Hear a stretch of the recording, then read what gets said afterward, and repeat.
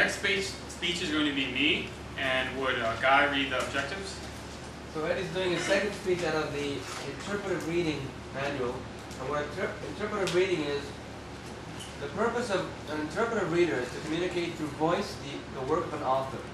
The interpretive reader's goal is to so enthrall the audience with the story that the audience isn't even aware of the reader.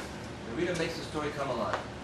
So the objective of this speech is to understand the difference between poetry and prose, to recognize how poets use imagery, rhythm, meter, cadence, and rhyme to convey the meanings and emotions of the poetry, and to apply vocal techniques that will aid in the effectiveness of the reading. Thank you.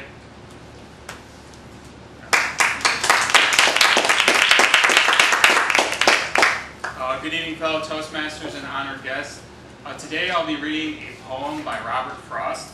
This is a picture of him. He was an American poet.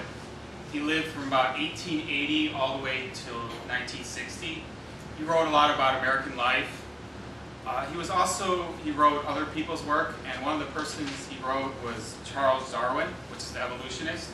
So this poem that I'm reading today is loosely inspired about Robert Frost wrote it about his thoughts about evolution. And the title of it is called The White-Tailed Hornet. The white-tailed hornet lives in a balloon that floats against the ceiling of a woodshed.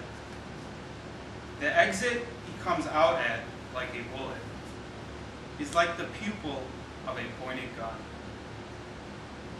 And having power to change his aim in flight, he comes out more unerring than a bullet. Verse could be written of the certainty with which he penetrates my best defense, of the whirling hands and arms about the head to stab me in the squeezed nerve of a nostril. Such is the instinct of it I allow. Yet how about the insect certainty that in a neighborhood of home and children is such an execrable judge of motives, as not to recognize in me the exceptions I like to think I am in everything.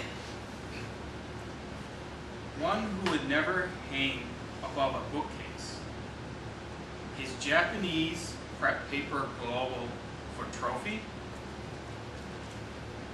He stung me first, he stung me afterward.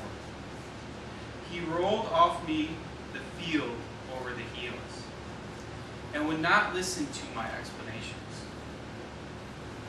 That's when I was a visitor to his house. As a visitor at my house, he is better, hawking for flies about the kitchen door, in at one door perhaps, and out another. Trust him then not to put you in the wrong. He won't misunderstand your freest movements. Let him light on your skin, unless you mind so many prickling, grappling feet at once. He's after the domesticated fly, to feed his thumping grubs as big as he is. Here he is at his best.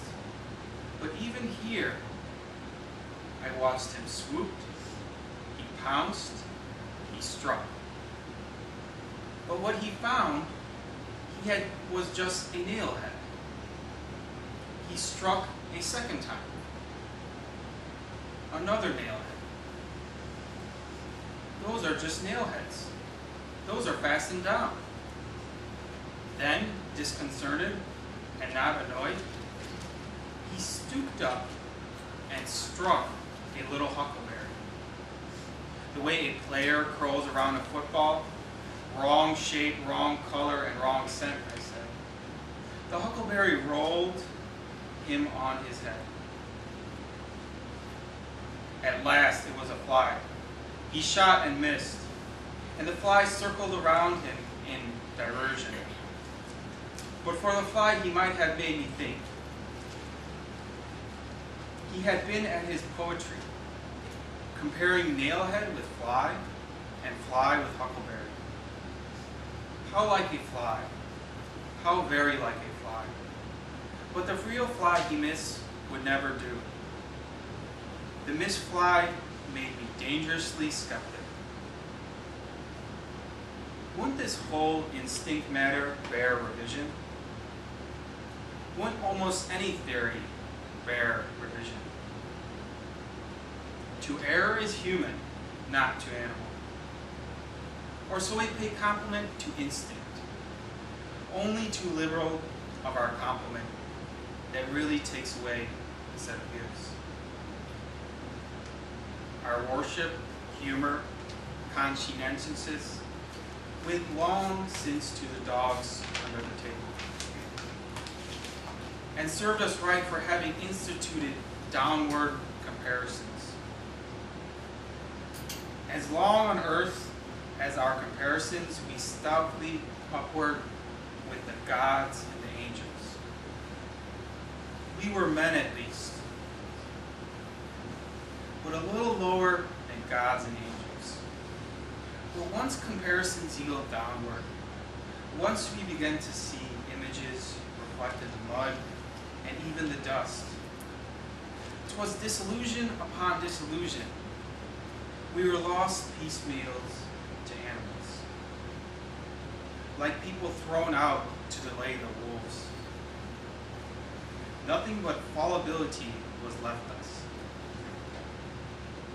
And this day's work made even that seem doubtful.